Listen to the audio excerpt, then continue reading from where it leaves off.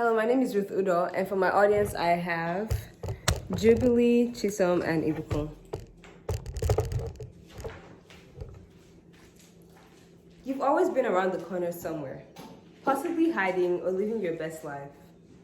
The sound from the opening of the front door porch was your trigger. A few seconds wait, and I will see my favorite four-legged friend running to me. You've always been around the corner somewhere. Right from my diaper days doing what I now consider track training. Initially, our races were at a ratio of 4 to 4 legs, but they eventually evolved into a ratio of 4 to 2. You were there, through the constant house renovations when my favorite cherry tree turned into a parking lot. Even during the meetings with my friends and family that I don't remember, there you were, memorializing the moments that multiple strangers just so happened to give you so much attention than on your regular day. You were there during my fashion shows and drama acts, which took place all around the house. You loved the attention so much, so there you were running from scene to scene with me. We became the perfect duo, the stars of our own movie. Our most popular picture captioned, "You can't sit with us," caught the eyes of many, and I'm still reminded of it till date. From the days I would come back from school, holding some sort of award and waiting to show it off to my parents, to other days where I would be sad or even on the verge of a breakdown, you were there. The first to welcome me with your kisses, in the form of wet, sloppy licks and barks. You were there for me, all my dogs. I knew most of you at different times and stages of my life. You all played a similar role though, which was to support me. There's 5 of you, Duchess, Bravo, Zelda, Zoro, and Duchess Jr. Although you were not all present at the same time, some of you were around at the same time as another. You allowed me to find my imaginary space. It was like I was Alice, and as I stepped outside to meet you all, I had stepped into my wonderland, only that it told a different story. Duchess, you were the first one I met, the one I would sneak outside to meet at night. You were the one I would sing to and pat on the head down to your tail right before I ran off in fear that you'd eat me. But I would come right back the next day to play, to talk, to sing, and to be in my own wonderland again. You were my favorite guard dog. You were fierce, but when the day's work was over, you would mellow down in your corner until you gained some sort of affection or attention. You needed a companion, so there came Bravo.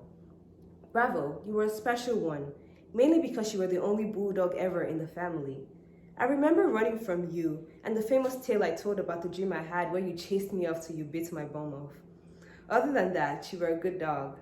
I remember giving you the title of Prince Charming as you came into the Wonderland and revived the life of Duchess.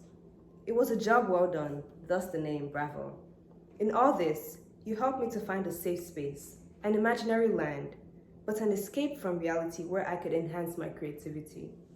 In my Wonderland, it was the beginning of a family, King Bravo and Queen Duchess. At least, it was that way until Zelda came along. Zelda, we had the longest, yet most complicated relationship. You were there throughout my high school days. You, more than any dog, saw me at my different stages. When I first started wearing glasses, you were the first one to teach me a lesson to never leave my glasses outside or they'd end up in your tummy or in your poop. You left me multiple scars, which I like to call battle scars, because it wasn't until your passing that I became courageous enough to come near you. Even though most of our encounters were like our first, which basically consisted of me running around as you chased me, they proved to be useful in school during track races.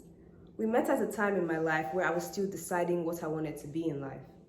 And you've seen me through the various stages of my growth, from a shy little girl to one who graduated high school boldly. In my Wonderland, however, you were the evil step queen. You took the throne when Duchess died, and you married Bravo the king before going on to have puppies with him. Zoro, you are the one of the many beautiful puppies that Zelda gave birth to. You were the star child in the kingdom. I could often compare you to Snow White, except you were male and your hair was black. You were probably the nicest dog in the history of guard dogs, but your bark could send the whole streets running. My memories with you consist of sitting in silence and watching the stars. You reminded me of Duchess, a gentle and warm soul, which is probably why you gave us Duchess Jr., who looked so much like her. Duchess Jr., you are the last but the most memorable. As much as you reminded me of Duchess, you are the more stubborn version. I remember how we had to teach you to respect plants, But after that lesson, you became a blessing. You had all the energy of the dogs who had left Wonderland.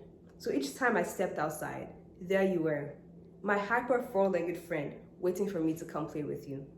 It is said that the dog is a man's best friend. I wholeheartedly agree with that statement because the memories with my dogs are ones that I cannot forget in a long time to come. The impact that these dogs have had on me is too great and is one I can't go without acknowledging. I've had to say goodbye to my Wonderland though, but I've also had to say thank you. Thank you for the memories, for the love, for the licks. To my Duchess, hang in there till we meet again.